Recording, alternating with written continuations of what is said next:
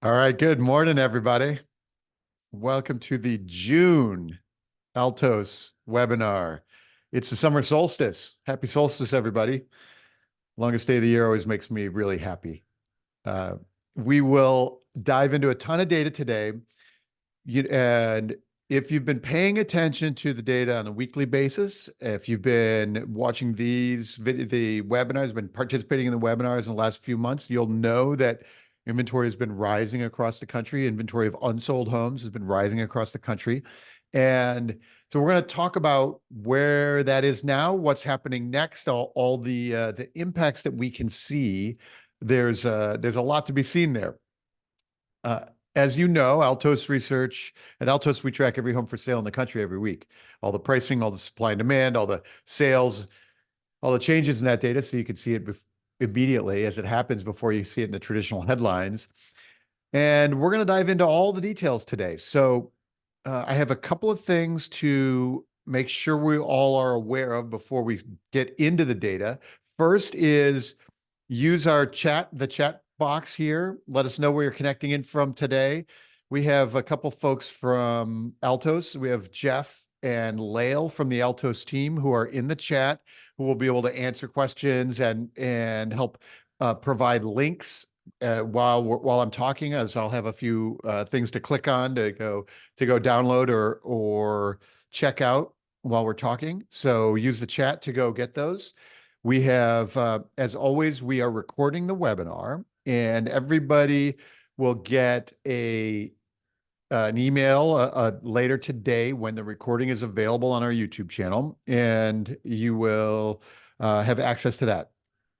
Um, before we get started into the data, I always want to remind folks, especially if you're new to Altos, that we have a free ebook, How to Use Market Data in Your Real Estate Business. So this is the data I'm talking about today, how I talk about it, the scripts to use, the strategies, when to talk about the data, especially in markets like now, where some places are changing pretty rapidly.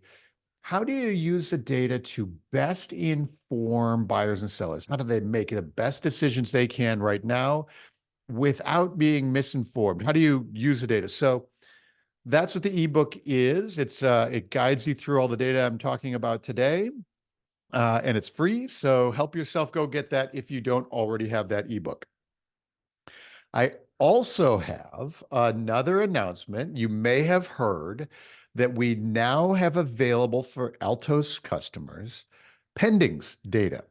So we're talking, normally in the Altos data set, we talk about the active listings and the asking prices and the changes in that price and the price reductions of the active market is also rich with signal about what's happening in the homes for sale.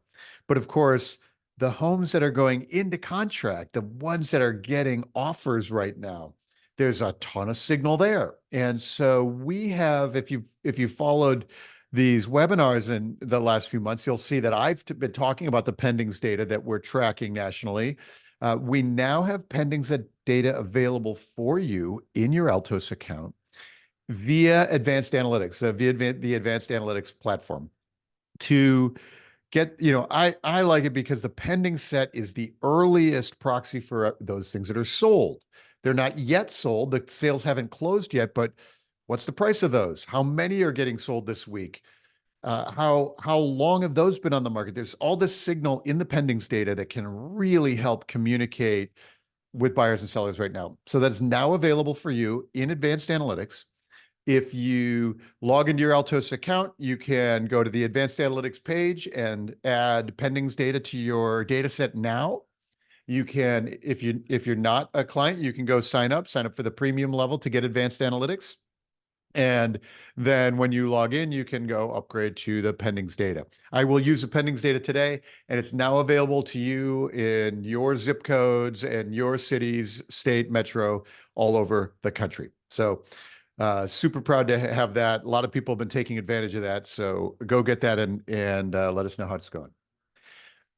All right, let's dive into some data. Let's start with inventory today. So There are 621,000 single-family homes unsold on the market around the country right now. That is 38% more than a year ago. In this chart, each line is a year, and you can see I've highlighted in red the last 3 years. The dark line there is 2024. That's this year. You can see how it has been climbing. In fact, it's been growing. The inventory has been growing above 23, the red line. Inventory has been growing for 31 weeks in a row, is expanding across above 2021. Now, all the way back to like November of last year. In the last couple of weeks, that growth has actually plateaued. So a couple of weeks ago it was 39%, then 38.5, and now 38% greater than last year. So there's more homes on the market, but it's not separating like it has been for the past 6, 8 months. It's an important thing to keep in mind because when we look at this chart, we can see where inventory was during the pandemic, the low bars there, and we can see where inventory was before the pandemic. We can see 2017, 18, 19. You can see the gray lines at the top. So it was not uncommon in the last decade to have 1 million single-family homes unsold on the market in the middle of summer in, say, 2015, 2016, in that time frame. After the pandemic buying frenzy and the ultra-low mortgage rates, we gobbled up everything in sight. And so there's a significantly fewer homes available for sale than there used to be. That is climbing. And as I've said, the rule of thumb is that higher rates create more inventory. Higher rates yield more inventory. So now we're 2 years into higher mortgage rates, and we're 2 years into climbing inventory. One of the big questions in the that people have is how long till we get back to the old normal levels of inventory? Well, in some parts of the country, we are back at the old normal levels of inventory. And I'll show you some of those later on today. In a lot of the country, though, we're still barely more than the pandemic of unsold inventory on the market. And I'll show you some of those markets too. But nationally, we still are about a third fewer homes on the market now than we had in 2019, and even fewer than that than compared to earlier in the decade. So if rates stay higher for longer, say another year, you can imagine that 2025 is going to be growing again, and we'll get closer to the old normal levels of inventory. If, on the other hand, mortgage rates fall from the low sevens where they are now to the mid sixes or the low sixes, or even to into the fives, at those points, we're going to be buying that change in mortgage rates spurs demand faster than supply. And so that means inventory will tighten. It'll tighten compared to last year. If rates fall fast enough, low enough, fast enough, inventory will start drop back down into where the red lines were from last year and even in 2022. So you can see that higher rates cause greater inventory, lower rates spur demand more than supply, and so that means less inventory unsold on the market. So if you have buyers and sellers who are sitting here now, mortgage rates at 7.1, 7.2%, they haven't fallen all year long. You've got buyers who've been waiting all year long for we expect rates to fall, and so we're just going to wait. What you can see now is that rates haven't fallen. We can see that inventory has risen. And if they fall, your buyers should know that demand is spurred more than supply, and what seems to be like ample supply can be gobbled up very quickly. So it's an important thing to keep in mind, and it's important to watch the trend here. So right now, 621,000 single-family homes unsold on the market across the U.S. That's 38% more than last year. It looks like it is not expanding much from here. And so the other thing we can see in this chart is these two red lines from 22 and 23. In September of both of those years, mortgage rates jumped. Last year they jumped from 6.5 to 8. And you can see in September, that bright red line turned up in September. Inventory started climbing so that inventory didn't peak until late November last year because mortgage rates climbed in the third and fourth quarter. So if that happens again, so for example, if employment comes in hot and inflation is still uh, comes in hotter than expected, those things can drive the interest rates higher, drive mortgage rates higher. And if that happens, then you can watch inventory expand from here even more. Now, I always say I don't forecast mortgage rates, and they could go up from here. They could go down from here. I don't know where mortgage rates are going to go, but I can tell you exactly what's going to happen to the housing market if they go up and if they go down. All right, let's move on to a couple other things here. Uh, I mentioned that inventory growth is not the same in all markets. Most of this year, the story of inventory growth has been Florida, much of the South. And so we are right now, Florida has almost 70% more homes on the market than a year ago. That's mostly Western, Southwest Florida is where that's happened the biggest. But in the last month or two, we can see Arizona, especially the Phoenix market, obviously drives most of Arizona, has had a lot of inventory gains. And the far Northeast New England has had inventory gains. Now, Florida, Texas has over 100,000 single family homes on the market now. Florida has tens of thousands. The 70-80% increase in Vermont is like less than 1,000 homes. So it's a small number, but it is showing the increases starting to broaden across the country. In this view, the darker the state, the more red the state, the more inventory is growing. Every state in the country has more inventory now unsold than a year ago. New York and Nevada were the last two to flop over, but those are both positive and growing just a little bit over last year. So the trend of the last month is that there are markets other than, say, Florida that they're starting to grow. You can see Georgia, 53%. You can see Colorado is over 50%, more homes on the market now. And California is up 41%. California is a state with a chronic shortage of inventory for per capita, but it's absolutely growing compared to a year ago.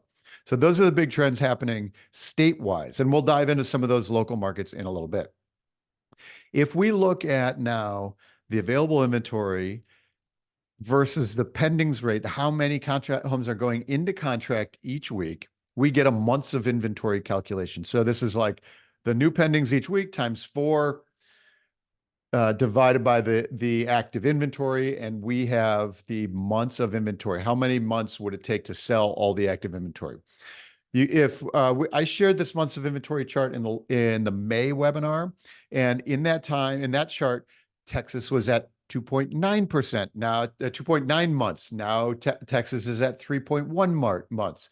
You can see New York is up to 1.9. So slight growth in inventory and slight slowing or flat of sales rate. That means the months of inventory is inching up pretty much across the country. In the tightest markets like Ohio and Rhode Island, I'll show you Providence later on.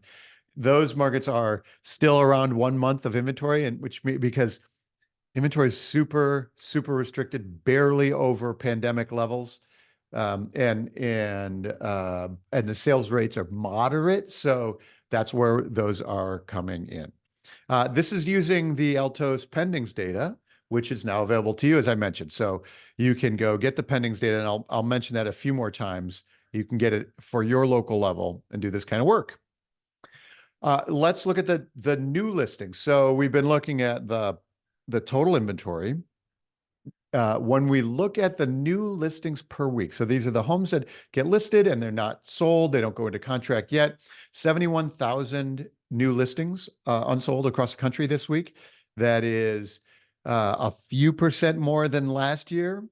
You can see the comparison between 24 and the bright red line for 23.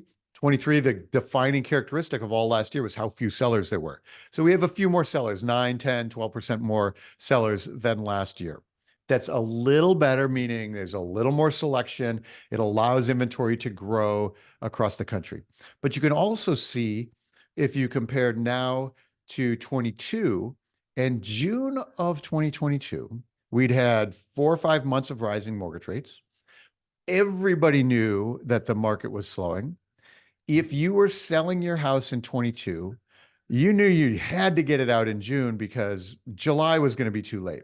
And so you could see the new listings volume each week was climbing in June in that light red line.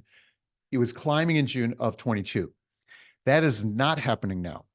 And I point this out because with the headline of rising inventory across the country, 38% more homes on the market now than last year. One question and one assumption that many casual observers will make is that inventory is rising and therefore we're going to get a significant imbalance, or this is going to continue rising, or we're going to see, therefore, prices crash. There's a lot of that kind of speculation that happens in the casual observers right now. But what the new listings data tells us is that, see how this dark line has been basically horizontal for 2 months, April, May, June. That is telling us that there's not an acceleration of sellers. We can tell, we know that the new listings volume falls off after the 4th of July. So we don't see any signal of more sellers like flooding the market. We don't see signals of distressed sellers. None of those signals are in the data now, which would imply a bigger continuation of the inventory growth to get somehow out of balance that would imply a big price correction. So the fact that the new listings volume is up a little bit from last year, but horizontal, it's not growing like it was in 22.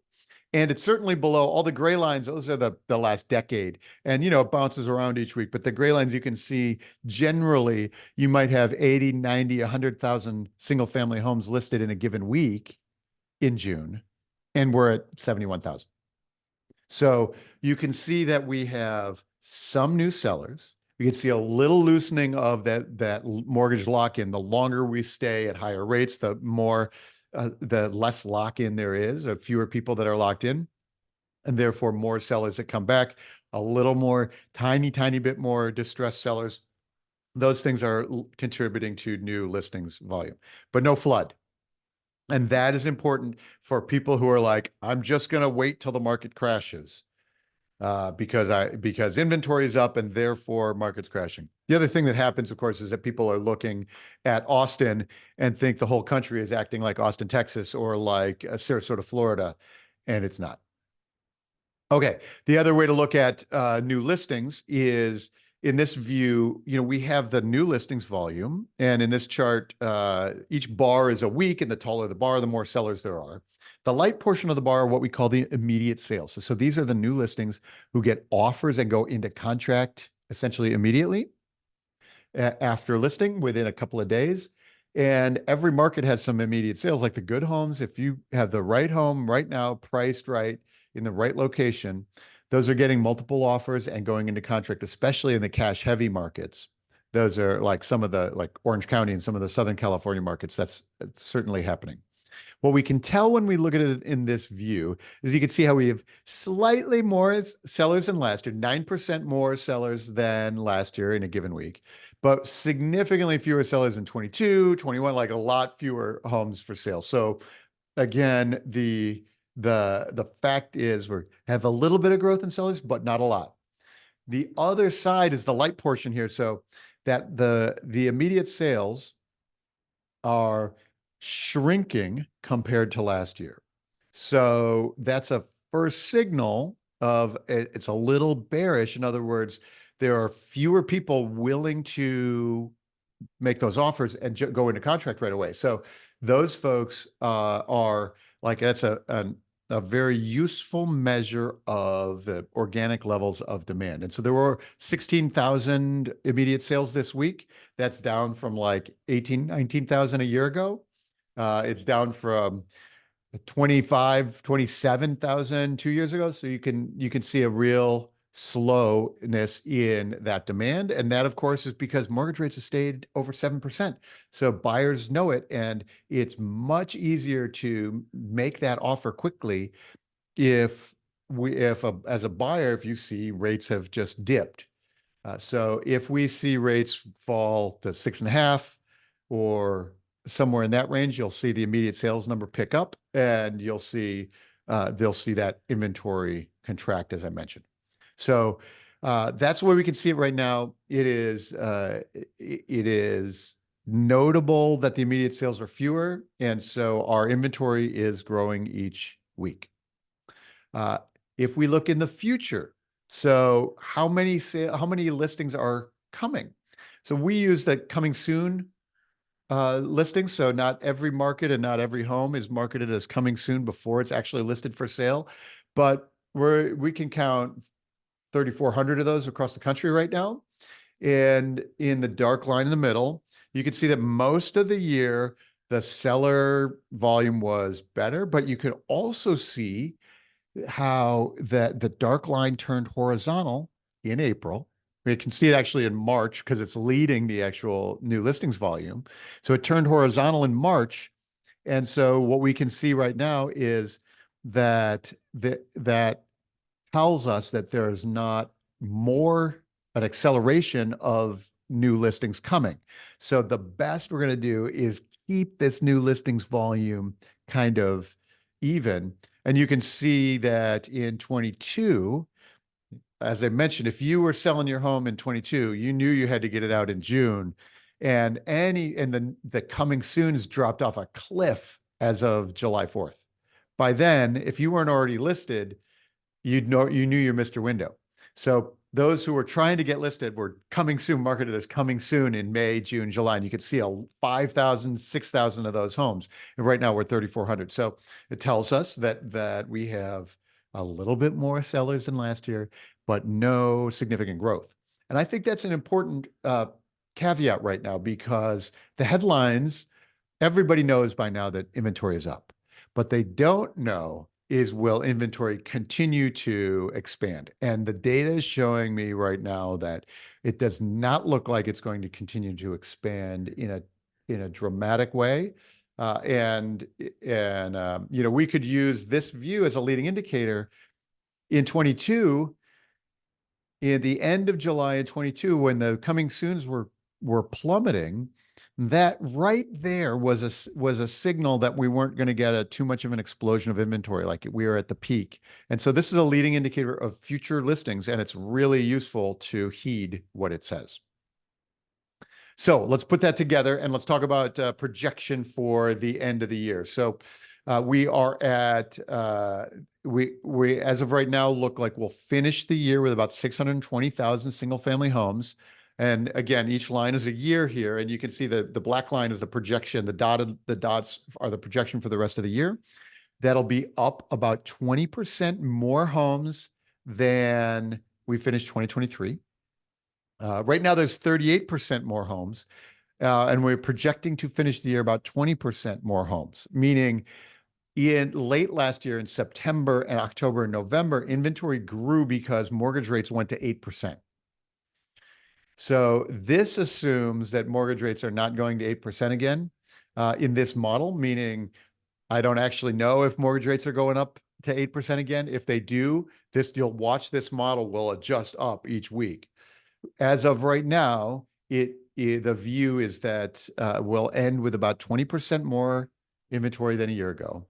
Then you can also imagine 2025, how if rates stay elevated, upper sixes or sevens, you get another 20% growth. You can see us inching our way back to the old levels of inventory when fewer people are locked in, therefore more people are selling their homes.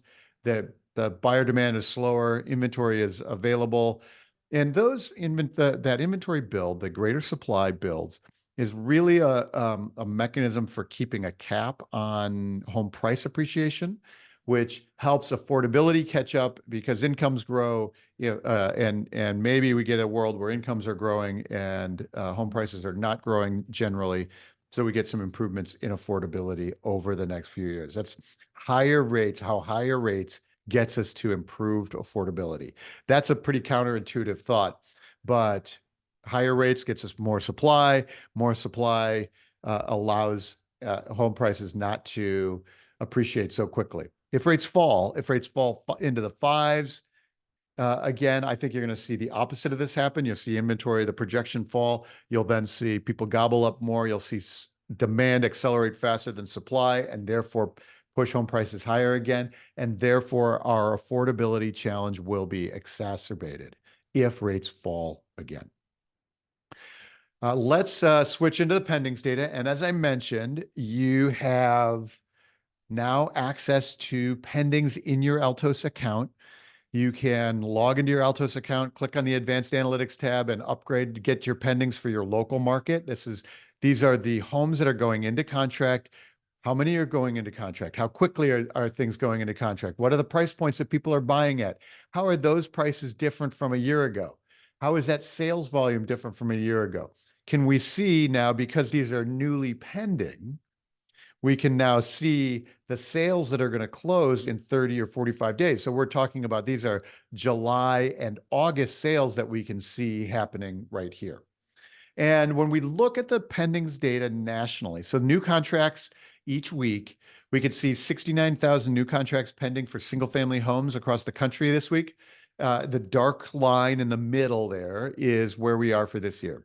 For some of the spring, we were seeing sales growth over last year. The last month or two, barely any sales growth over last year. As mortgage rates jumped to 7.2, they've been in the sevens. That is notably restricting sales. And there are buyers sitting on the sidelines waiting for, my suspicion is if we see 6.75%, we'll see the pendings number kick up, especially relative to the last couple of years. We'll see inventory go. I view 6.75 is probably going to move the needle pretty significantly. On the other hand, we can also see, and I've highlighted it in this chart, when rates jumped in the last two Septembers, September of 22 and 23, mortgage rates did jump, and we can see a very fast, very abrupt downturn in the new contracts volume. So this is consumers very sensitive to the cost of money and the changes in that.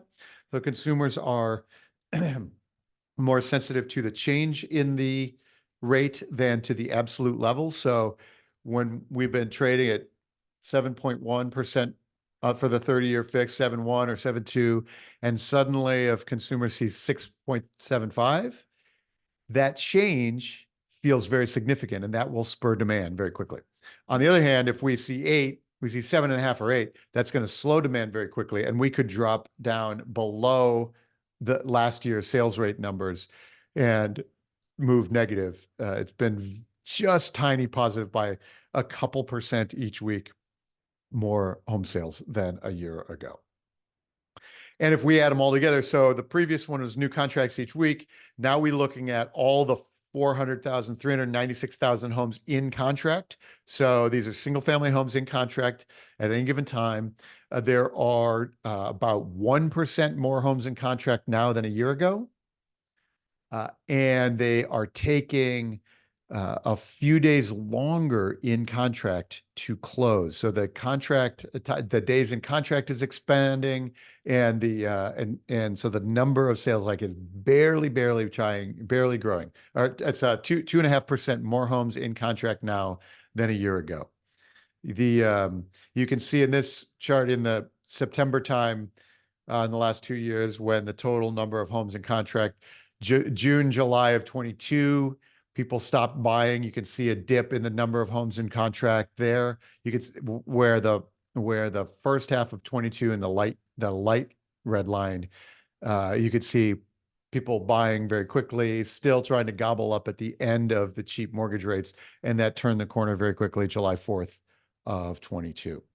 So tiny little bits of sales growth, but not really. And consumers are just waiting. And, everybody at the beginning of the year assumed that mortgage rates would be lower by now, and they have not moved lower at all.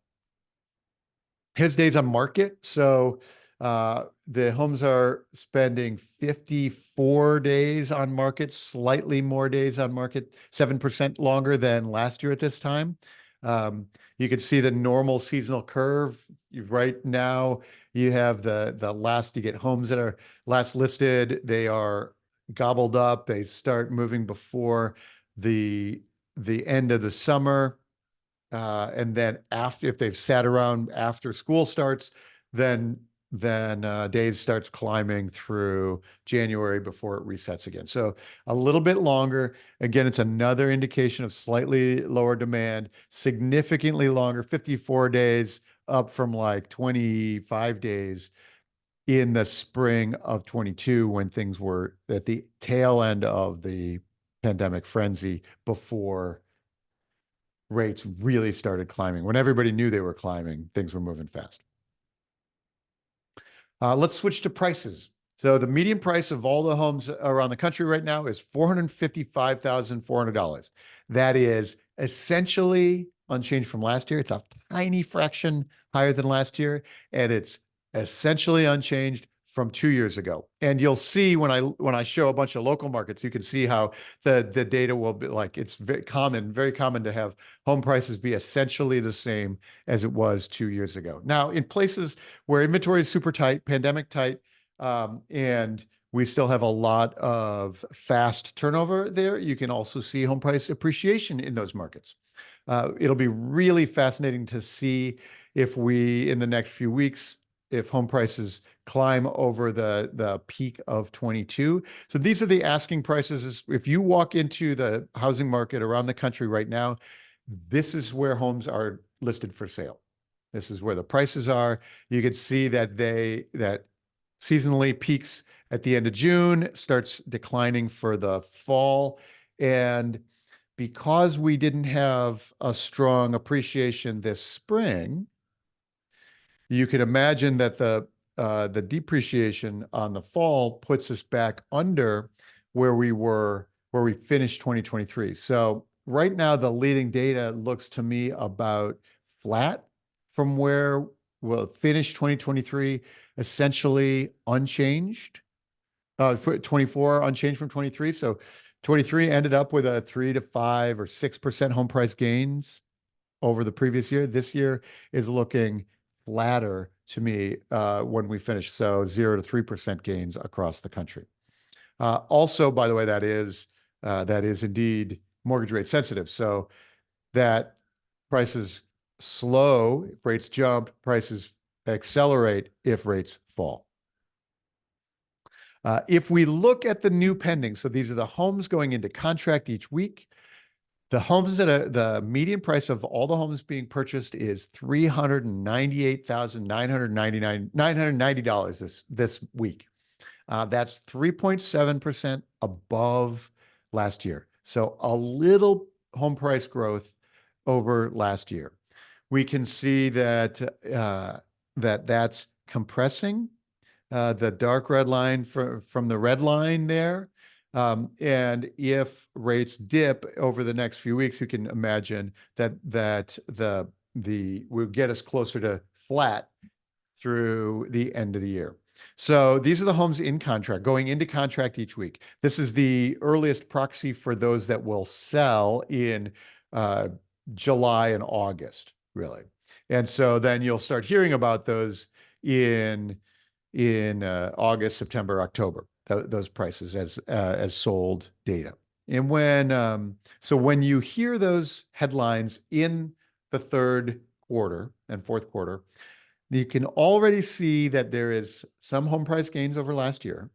Not a lot. In my view, it's compressing. So many of the home price headlines of the last few months have been 5 or 6%. I think you'll now start to see 5 to 4% to 3% home price gains in the other measures that trail what we're looking at here. So, a house is on the market now, it goes into contract at the end of June and it closes August 1st. That stuff gets reported in September. So you'll start seeing that data out in August, September, October when those headlines get announced. And then finally, we'll look at the other leading indicator of home prices, which is the properties with price reductions. So 36.4% of the market has taken a price cut from the original list price now. You can see the dark line here is this year, the red line last year, the gray line is the last decade. You can see the normal levels. So we have more homes with price reductions now than any time in the last decade. And at 36.4% is higher than normal.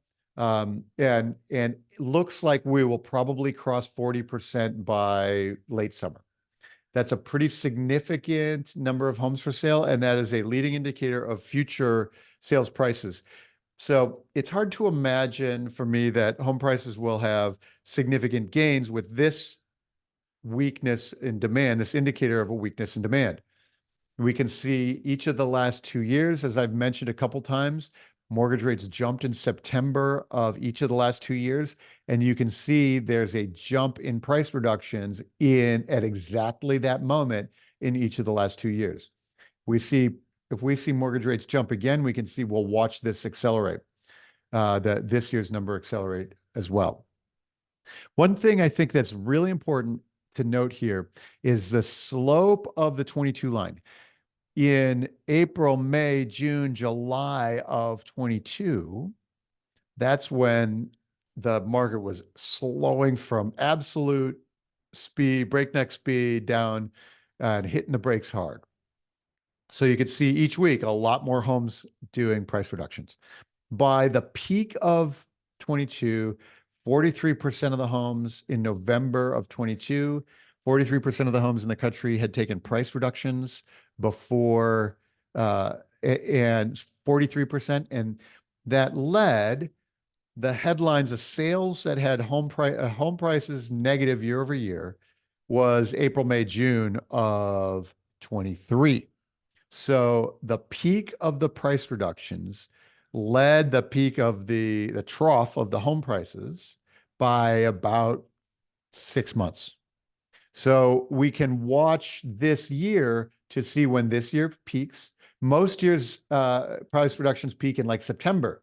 Last couple of years, it's been November because rates were rising. So we can watch where the peak of price reductions hits this year. If it gets over 40%, that's another indicator for why I expect like flat home price appreciation year over year by the end of the year. It's not as steep as it was 2 years ago. So that means it's not quite as bearish for the future of home prices. It's more steep than it was last year. And therefore, the last year that ended up with home price gains, you can see why we might interpret this year to be flat. Okay, so let's look at that at the local level and at price reductions at the local level, and then dive into some of the local reports. So this is advanced analytics in the Altos account. As I mentioned, if you log into your Altos account and you go to the advanced analytics tab, you can now upgrade to the pendings data. I've got a few things up here. I've got weekly pending sales prices in Florida. And this is something I've been keeping an eye on because you can see that the 2024 line for the pending sales prices in Florida peaked in April and has been inching down. And it'll be fascinating to see if it drops below the 2023 line by late summer. So this is the entire state of Florida. And so has one of the early signals of prices weakening there. I've also got 15 years of inventory in Austin, and you can see it's going to go all the way back to 2011 before you can see the last time we had this many homes on the market in Austin, Texas. A lot of homes have been built in Austin in that time. A lot of population growth. It's been a very strong market in Austin, but I think it's really fascinating to see that we are that there's more homes than 15 years in Austin, Texas. You can also see the dot is this point in the year each year, and you can see that Austin inventory keeps rising through September or even October each year. So we have several more months of inventory rising on this curve. So up probably over 10,000 homes in Austin. And I think that's a really fascinating thing. I've got Dallas, well, for the rest of Texas, we'll go look up in a sec. Um, when I rank the price reductions across metro markets, the last few months, in fact, most of the year, the Florida markets, especially Southwest Florida, Sarasota, Punta Gorda, Tampa, they've been dominating all the top markets with price reductions. You'll notice suddenly we have Austin, Phoenix, Myrtle Beach, we've got Denver, we've got non-Florida markets that are creeping into the top 10. And so we have, and as I mentioned, inventory is climbing around the country, Phoenix and Colorado. So we can see that combination of supply increasing and demand weakening in other parts of the country. For a while, it felt like Florida was just the central part of that phenomenon. So let's look. I've got Dallas open. I think, as I mentioned, home prices have been roughly flat for 2 years. And here is Dallas with home prices roughly flat for 2 years. We're almost at the peak of pricing for Dallas, was usually the 1st of July, first couple of weeks of July, and slightly lower home prices than the last 2 years in Dallas. If I look at inventory in Dallas, we are back to pre-pandemic levels, more than 2019. So that's a significant development there. We can see that we still have a few more months of inventory climb before we get there, before we peak out for the summer. And I think that is significant. And I also think it's interesting in Dallas. Dallas is a very balanced housing market. There's a very big housing market, and you could see the high end at just under $1 million, and the low end at just under 300,000. You can see days on market, very diverse, people buying or slow at each price point. This is Dallas Metro. So you can see exactly how things are slowing. We can look at price reductions. So fewer price reductions, more than when 22, but 22 is climbing very steeply. We have more than where we were in 23. But just about a normal level way back here in 2019 of price reductions in Dallas. Okay, let's switch to Providence, Rhode Island, which is one of the hottest markets in the country. So now let's look at price reductions in Providence. Providence is 20% of the market has had price cuts. That's it's more than pandemic, but normally Providence might have 30 or 35% of the homes having price reductions. And there's only 20% right now. And why is that? That's because in Providence, this is the inventory chart. We have slightly more homes on the market than we did last year. It's actually a couple hundred, it's 20% more, but way, way fewer still than pre-pandemic. It's a big deal. And a lot of the Midwest, Northeast is still in this pattern. So there's 20% more homes on the market now than a year ago. So that's good. But it's still very low. And then if you look at the days on market, if you remember at the price ranges in Texas, 49 or 42 days. And here we're looking at 28 days at the peak of the Providence market and 7 days. We're still like frenzy fast at the low end in Providence, Rhode Island. And I think that's a big deal. I've got Raleigh open just to take a look at some of the East Coast markets. So here's Raleigh. And remember, prices are not quite back to where they were in the last 2 years. So basically flat in home prices the last 2 years, up a little bit from last year. We can see if we want to look at the leading indicator of prices in Raleigh, we can see that we're basically at normal levels. In 22 was when things were slowing down really abruptly. Last year was leading to better future pricing. So we had fewer price reductions and not climbing very quickly. So this is a slightly softer. You can see more supply and less demand than a year ago, but not slowing as abruptly as 22. So moderately useful for moderately bullish for Raleigh, slight seller's advantage because inventory still hasn't gotten to a dramatic level. I've talked about Phoenix.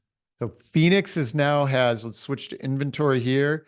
Phoenix has now went from 6,300 to 12,000 homes on the market.